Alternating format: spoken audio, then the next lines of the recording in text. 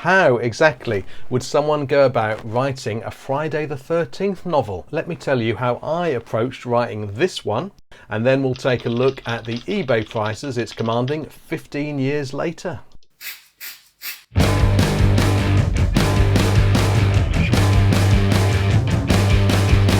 Hello there, my little dewdrop, and welcome to Jason Arnopp's terrifying house of obsession, where I quack about whatever I happen to be obsessed with this week. I'm the writer of The Last Days of Jack Sparks, Ghoster, Doctor Who stuff of the fictional and non-fictional varieties, rock journalism over the years, and an official tie-in Friday the 13th novel back in 2006 called Hate, Kill, Repeat. Now, I've always been a huge Friday the 13th fan. Let me know, by the way, if you'd like to see a video about my Friday the 13th UK VHS collection.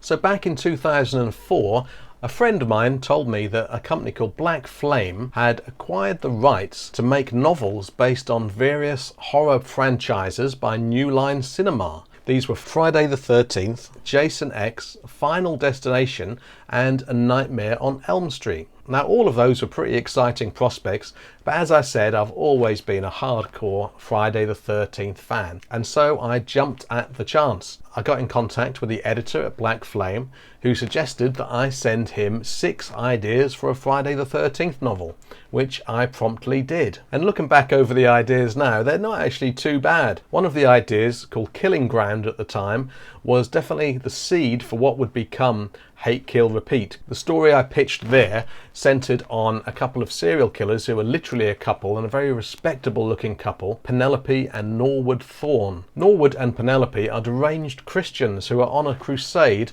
to cleanse America of sin.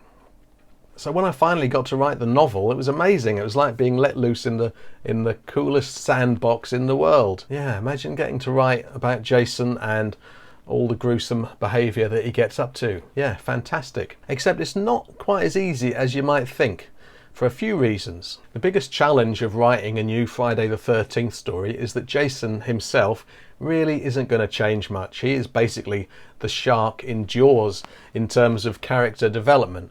And so there are 2 things that you have to really focus on, I think. The first thing is to surround him with as many interesting characters as you can, and make sure that the main character is quite interesting, and ideally, I think, not the kind of boring virginal lead character that we've seen in so many Friday the 13th movies. And so I had a trailer park girl called Halo Harlan, or Haley Halo Harlan, who ends up crossing paths with Jason. Then I had the other bad guys, the 2 serial killers, the Thorns. The idea was to kind of bring all 3 of those, Halo, the Thorns and Jason, together on a kind of collision course and see what happened. And obviously the other thing you have to focus on very much when writing a Friday the 13th story is being as creative with the kills as you possibly can, and I very much went for that. Now, to be honest with you, because I wrote this novel like 16 years ago, 15 years ago, I haven't reread it for quite some time, and I may never go back and read it because I'd like to think I've kind of grown as a writer since then, and I kind of dread looking back at it and wincing at sentences or just dialogue or anything. But one thing I do know is that I went to town on the kills, and the body count is sky high, and it's an extremely violent book. Yeah. So very pleased with that, very pleased, yeah.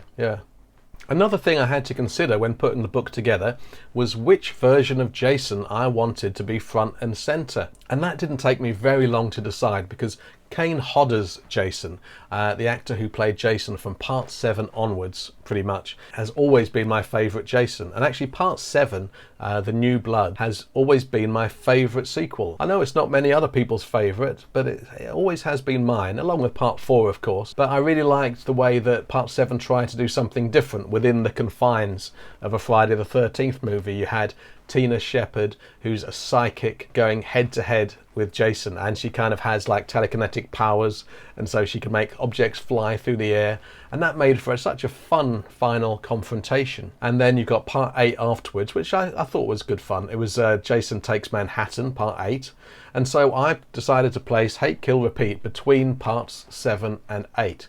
So Jason was still around Crystal Lake, and we start with him tethered to the bottom of Crystal Lake, which is where we leave him at the end of part 7. So really, Hate, Kill, Repeat was a sequel to part 7, and so that felt really exciting. I'm pretty sure I referenced part 7 in that maybe I think Tina Shepherd was actually in some kind of mental institute, with the authorities presumably not having believed her version of events. Because that's one thing about the Friday the 13th films, you end up basically with a load of dead bodies, and Jason has generally vanished or been tied up somewhere at the bottom of a lake, and so someone has to take the rap for that, and I decided that poor Tina was going to take the rap. Yeah. And the Jason that Kane Hodder plays from part 7 onwards has, as I said, always been my favourite because he's so angry. He's like horror's answer to the Incredible Hulk, isn't he? But he's a lot more expressive. I love all the previous Jasons, they're great. And obviously his origin story of being a young, neglected boy who ends up drowning in Crystal Lake, that's important to the character. But to be honest, my favourite Jason is a supernatural killing machine.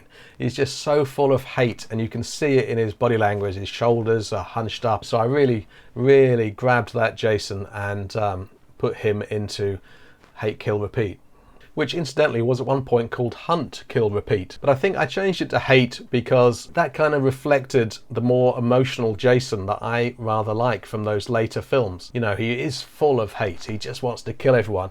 Whereas the previous Jasons were a bit more kind of zombie-like and not quite so emotional or hardly emotional at all, which has its own appeal. I mean, the part 2 Jason with a burlap sack over his head is really scary because there's kind of nothing there. You don't really see anything of him. I had an absolute blast writing this novel, let me tell you. It was so much fun. I was absolutely delighted to be writing this thing, and hopefully that shows in the finished product. I even managed to incorporate a few twists into the story, which I don't think the Friday the 13th films are particularly well known for. But when you have 95,000 words to write, you kind of have to introduce more elements to bulk it up and just give the whole thing a bit more depth.